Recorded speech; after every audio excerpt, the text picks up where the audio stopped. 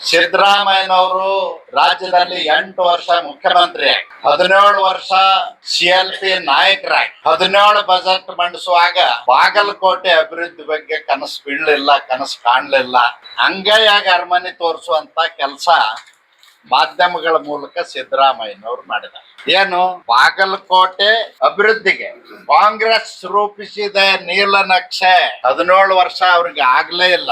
ಅದಕ್ಕ ಇಂತ ಮಹಾ ಮೋಸಗಾರನ್ ನಂಬೇಡ್ರಿ ಅಂತ ಹೇಳಿ ಬಾಗಲಕೋಟೆ ವಿಧಾನಸಭಾ ಕ್ಷೇತ್ರದ ಎಲ್ಲ ಮತದಾರರ ಬಂಧುಗಳಿಗೆ ಕೈ ಮುಗಿದು ಪ್ರಾರ್ಥನೆಯನ್ನು ಮಾಡ್ತೇನೆ. ಒಂದು ನನ್ನ ನೇರವಾದಂತ ಆರೋಪ, 17 ಬಜೆಟ್ ಮಂಡಿಸುವಾಗ ರಾಜಕೀಯ ಪುನರ್ಜನ್ಮ ನೀಡಿದಂತ ಬಾಗಲಕೋಟೆ ಜಿಲ್ಲೆ ನೆನಪಾಗ್ಲಿಲ್ಲ, ಯಾವುದೇ ಅಭಿವೃದ್ಧಿ ಕೆಲಸ ಕಾರ್ಯಗಳನ್ನು ಮಾಡಲಿಲ್ಲ. ಗ್ಯಾರಂಟಿ ಅಂತ ಹೇಳಿ ಬಡವರ ಮನಸ್ಸನ್ನು ಕದ್ದು ವೋಟ್ ಬ್ಯಾಂಕ್ ಮಾಡಿಕೊಳ್ಳುವಂತ ಪ್ರಯತ್ನದಲ್ಲಿದ್ದಾರೆ ಹೊರತು ಬೇರೆ ಏನೂ ಇಲ್ಲ.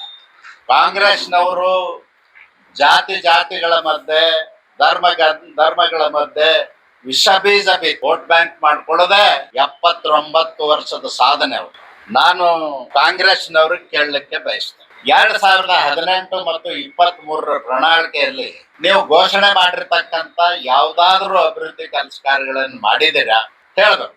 ಅವರು 3 ವರ್ಷದ ಸಾಧನೆಯನ್ನ ಸ್ವತಃ ಮುಖ್ಯಮಂತ್ರಿಗಳು, 20 ಮಂದಿ ಮಂತ್ರಿಗಳು, 50 ಜನ ಶಾಸಕರು ಚುನಾವಣೆ ಗೆಲ್ಲಲಿಕ್ಕೆ ಭ್ರಷ್ಟಾಚಾರ ಮಾಡಿದ ಹಣವನ್ನು ತಂದು ಹಂಚ್ತಾ ಇದ್ದಾರೆ. 100 ಕೋಟಿ ಖರ್ಚಾದ್ರೂ ಚಿಂತೆ ಇಲ್ಲ, ಗೆಲ್ಲಬೇಕು ಅಂತ ಹೇಳಿ ಟಾಸ್ಕ್ ಅನ್ನು ಕೊಟ್ಟಿರ್ತಕ್ಕಂಥವ್ರು ಸಿದ್ದರಾಮಯ್ಯನವರು. 50 ಜನ ಶಾಸಕರಿಗೆ, 20 ಜನ ಮಂತ್ರಿಗಳಿಗೆ ಕೊಟ್ಟಿದ್ದಾರೆ. ಇದು ಅವ್ರ 3 ವರ್ಷದ ಸಾಧನೆ. ಅದನ್ನ ಬಿಟ್ಟರೆ ಬೇರೆ ಏನೂ ಇಲ್ಲ.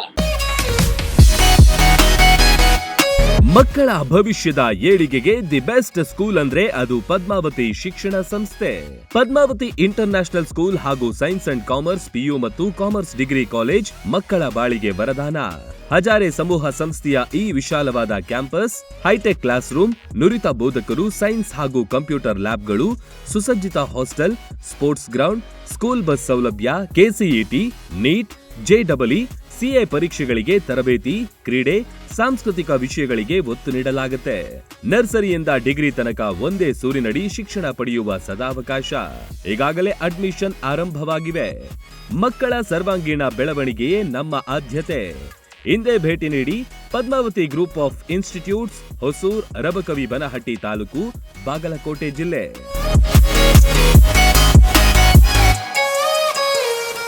ರನ್ ಟಿವಿ ನ್ಯೂಸ್ ವಿಡಿಯೋಸ್ ನೋಡಲು ಸಬ್ಸ್ಕ್ರೈಬ್ ಮಾಡಿ, ಬೆಲ್ ಐಕಾನ್ ಪ್ರೆಸ್ ಮಾಡಿ.